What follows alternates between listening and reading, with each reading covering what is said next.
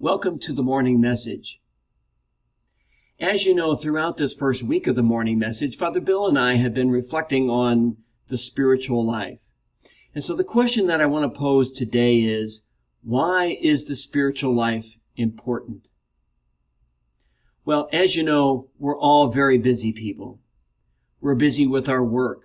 We're busy with our families. We're busy with our parish, our exercise routines, our taking care of our homes, our neighborhoods. And the danger in all of this is that we can actually become addicted to activity. We can become unhappy or anxious if we're not doing something. I once had a counselor tell me that activity can be a mood-altering experience, just like drugs can be a mood-altering substance. And so, in light of all this activity, it's easy for us to lose ourselves.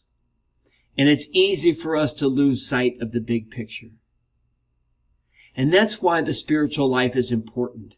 It's important often to take a step back from our everyday routines and activities.